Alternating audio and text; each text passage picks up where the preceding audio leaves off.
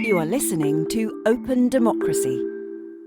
Hello and welcome to a long read from Open Democracy. I'm Carla Abreu, a multimedia producer here at OD, and I will be reading today's long read, which is a part of a 3-part investigation from our 50/50 team. It is led by Danae Vilches and Veronica Martinez. Add us on wherever you get your podcasts if you want more content like this, and make sure to subscribe on YouTube. Published on the 24th of October 2023, this is the anti-abortion group targeting Mexico's pregnant women and children. Since federal protection for abortion in the U.S. was removed a year ago when the Supreme Court overturned its decades-old Roe v. Wade ruling, thousands of American women seeking safe abortions have looked south to the northern border states of Mexico for reproductive choice. But in 3 of those states, Chihuahua, Nuevo León, and Sonora, Latinas are themselves experiencing a repeat of the backlash seen in Texas and other U.S. states, as anti-abortion groups target women and girls, including potential victims of rape, with misleading advertising and misinformation about their rights.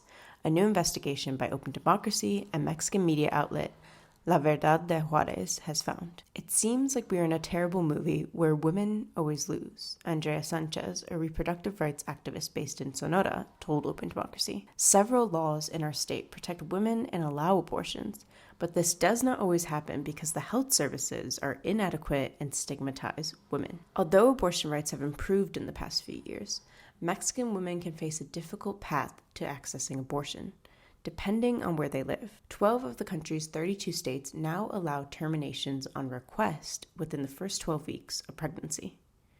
A Mexican Supreme Court's ruling in September 2021 decriminalized abortion, and this September, the Supreme Court ruled that abortion rights are protected nationwide, opening the way for federal regulation. Public healthcare providers are already obliged to provide abortions to survivors of rape. However, these 3 states, Chihuahua, Sonora, and Nuevo León, tend to take a more conservative approach, despite the Supreme Court's stance. Abortion is permitted in Chihuahua and Sonora only if the life of the mother is at risk.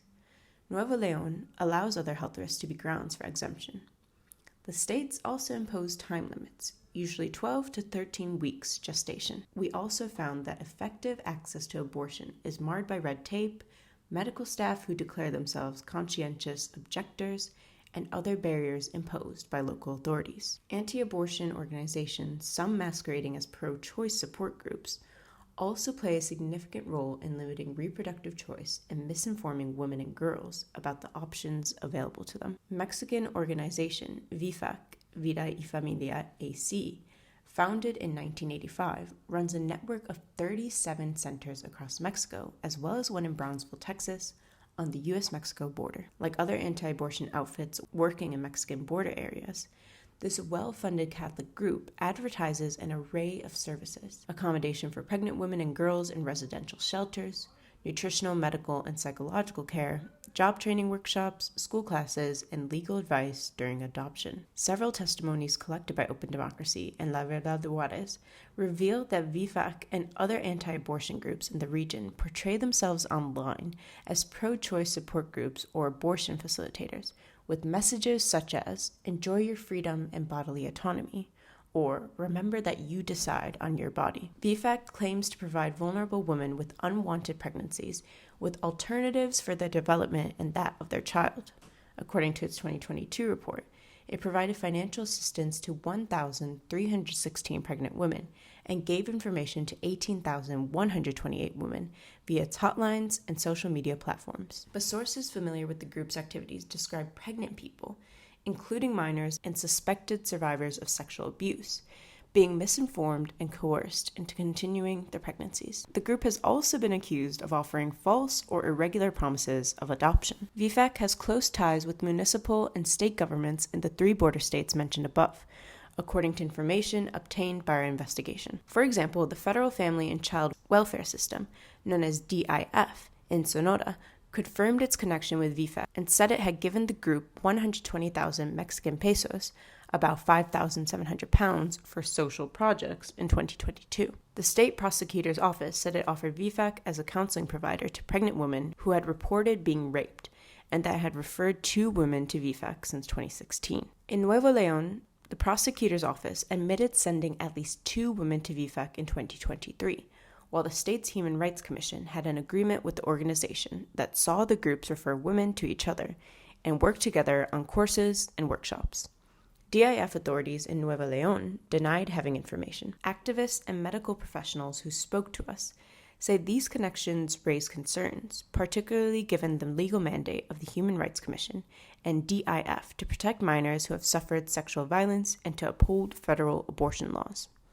Sandra Cardona, a member of the Monterrey-based organization Necesito Abortar, said, "Withholding clear and scientifically accurate information constitutes obstetric violence, deceptive and harmful practices." A therapist who worked for over a year at a VFAC center in Chihuahua State and asked not to be named told us about practices at the center that she described as medically and psychologically harmful. She told us many clients had learned about VFAC through social media posts with messages such as, "Are you pregnant? Do you need help?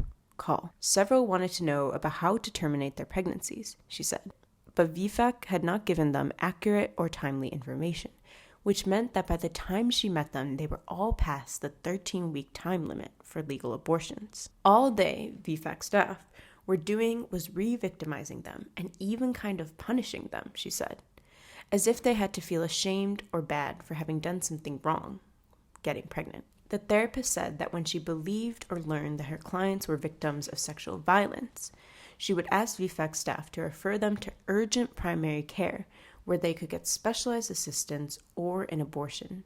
But her requests were ignored, she said. She was also assigned the task of organizing workshops to help the women gain skills and get jobs, but most of these workshops never took place. Instead, the women received spiritual counseling. Every day, they had to pray the rosary as part of their chores, in return for accommodation at VFAC shelter for vulnerable pregnant women, the therapist said. The therapist frequently told the center's director about the violence experienced by her clients. Many of her worries were dismissed, she said.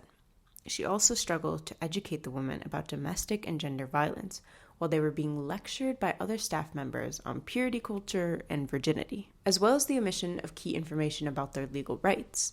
The therapist alleged that women consistently received misinformation from staff about abortion, spanning both moral and medical aspects. They were wrongly led to believe in severe risks such as death or irreversible effects on reproductive health, she said.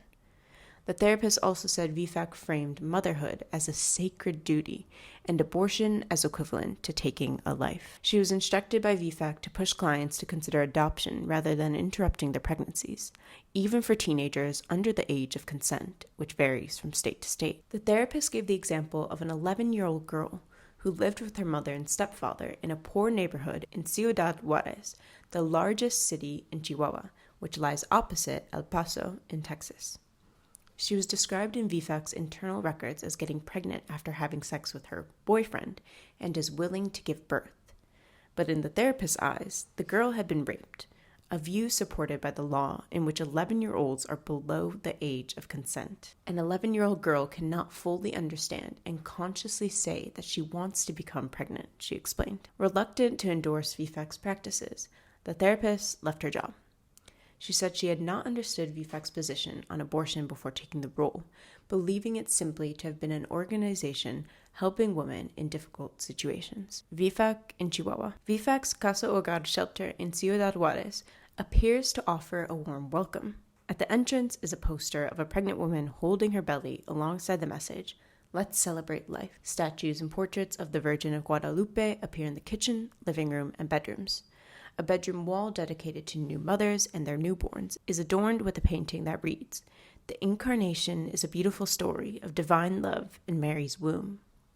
The Incarnation refers to the Christian belief in God becoming human through the birth of Jesus. Michelle Araiza, the head of the shelter, says they get 17 to 20 clients, all pregnant, each month, as well as women who contact VFAC independently. Usually via WhatsApp or their Facebook page, the center receives adolescents classed as vulnerable migrant women and victims of rape. Some clients stay in the shelter until their child is born. Others receive pregnancy prevention and sex education orientations. Araiza said clients receive integral assistance, including spiritual counseling. The doctors and psychologists are volunteers trained by a licensed psychologist from Spain. she said. They offer services that in other social services organizations could be construed as unusual, such as psychotherapy. Araiza believes that a truly humane psychologist should pay attention to the feelings of individuals on a daily basis and consider how these emotions impact their interactions. Some clients are referred to VFAC by public institutions, according to Araiza. The state prosecutor's office refers women who have been sexually assaulted, while pregnant adolescents within the child welfare system are sent to VFAC when they want to continue with their pregnancy, she said. Chihuahua's Ministry of Health signed an agreement in 2020 to refer any vulnerable pregnant woman identified by the public healthcare system to VFAC and gave it 150,000 Mexican pesos, about 7,000 pounds, in funding. Similar agreements with VFAC have been signed by other state authorities, including the Human Rights Commission in Nuevo León and the Public Health Institute in Aguas Calientes, both in 2021. Jalisco's Development and Social Inclusion System funded local VFAC centers to the tune of 2.8 million Mexican pesos, about 135,000 pounds, between 2007 and 2011, and from 2016 to 2019, according to Mexican media outlet Zona Dax. Araiza said that when clients ask for pregnancy termination options, VFAC refers them to the local Municipal Institute for Women, IMM in Spanish, a local branch of the government body responsible for protecting the rights of women and girls in Mexico. The IMM in Juarez didn't answer our questions about these referrals, but an IMM source told us that the agency had no records of women being referred by VFAC since at least 2017. In Mexico, adoptions can only be arranged by the Federal Family and Child Welfare System known as DIF. Other organizations are not allowed to play a role in the adoption process. However, there are multiple testimonies of VFAC staff offering adoption to women with unwanted pregnancies, according to investigation published by the Spanish newspaper El País. The organization maintains a list of pre-approved adoptive parents who have been married by the church, according to the staff we spoke to. Local DIF offices in Chihuahua, Nuevo León, and Sonora did not answer our requests for interviews. Phone stalking. Ana, not her real name, sought an abortion in Juarez in 2019 when she was 24. Already a mother, she and her husband had decided they didn't want another child. As she searched online, she came across a Facebook ad that said, "You are not alone, we can help you." She wrote to the page and got an answer from VFAC in Juarez saying it offered assistance to pregnant women. Ana shared her phone number and was contacted by someone from VFAC via WhatsApp, but this person was unclear on what they could offer women with unexpected pregnancies. They said they were going to help us and not to be afraid. They said they understood my situation and that everything was going to be fine, but they didn't tell me how to get an abortion, Ana said. A VFAC member asked to meet her at a shopping mall in the city, but Ana was suspicious and decided not to go. Instead, she reached out to another group, a feminist collective in Mérida, southern Mexico, which helped her get an abortion when she was 11 weeks pregnant. However, VFAC members continued to call her over the next 5 months, expressing concern for her. Ana was worried that she had given them too much personal information. "I was already a mother and had a baby in my arms. Making the decision was hard. Going through the procedure was difficult, and then having to keep getting these calls. I wanted to tell them, how do you want to help me? Help me take care of my son while I rest. That is real help," she said. In response to the claims made in this article, Teresa Eguiluz, communications director of VFAC Mexico, told openDemocracy, "We regret to inform you that we did not find substantiation, solid evidence, and hard data to support the findings presented by you. At VFAC, we are committed to transparency and integrity in our activities and programs. Our aim is to restore the human and social rights of pregnant women in difficult or vulnerable situations, and to offer them alternatives for their development and that of their children." When openDemocracy provided further details of the allegations, Eguiluz did not reply. The director of VFAC in Chihuahua, Michelle Araiza, did not respond to our inquiries about the allegations, anti-abortion tactics, and the feminist fight back. VFAC centers appear to operate in a similar way to crisis pregnancy centers, CPCs, in the US and elsewhere, whose primary goal is to dissuade women with an unplanned pregnancy from accessing abortion care. In 2020, a major investigation by openDemocracy revealed how religious right-wing organizations in the US were supporting these facilities and targeting women with disinformation in 18 countries across the world, including Mexico. One of the key players is a Christian right organization, Heartbeat International, based in Ohio. Around 70 CPCs across Mexico are listed on Heartbeat's directory of pregnancy help, including at least 20 in border towns, of which 4 are owned and run by VFAC. When questioned about their connections with VFAC and the allegations presented in our investigation, Heartbeat's president, Jorel Gautzi, said, "We endorse and stand behind pregnancy support initiatives that prioritize the affirmation of life, such as the services offered by VFAC. These programs aim to provide women with viable alternatives to abortion." But Cardona, of the group Necesito Abortar in Monterrey, the capital of Nuevo León, said, "These so-called pro-life clinics operate under the guise of promoting reproductive rights, but use unethical tactics to dissuade women from seeking abortions." Other groups deploy a variety of strategies to prevent women from accessing abortion services, from lobbying for restrictive abortion laws to protesting and picketing abortion clinics. They also spread their messaging deep into communities. Walking down the streets of towns in Chihuahua, Nuevo León, and Sonora, it's common to see murals and posters with anti-abortion messages. In Monterrey, there are at least 2 murals for 40 Days for Life, a powerful Catholic anti-abortion group based in Texas that is known for harassing clients and staff of abortion clinics across the world. In Mexico, 40 Days for Life holds vigils and prayers outside public hospitals that provide abortion services. Eduardo Jaén, who is a priest at Juárez's historic Our Lady of Guadalupe Cathedral, has connections with the local branch through his role as the head of the Archdiocese Family Ministry. He told us his duty was to do the work of persuasion to prevent women from having abortions. Jaén conceded that he can't force women to continue with their pregnancies, but he tries to persuade them to get an ultrasound scan. When a woman sees an ultrasound and sees how the child moves, how it sucks its thumb, how it jumps in the womb, that woman reacts and changes her mind many times, he claimed. As the backlash against reproductive health care has turned increasingly violent, feminists and pro-choice activists in the Mexican border states have come under attack. Most harassment occurs online.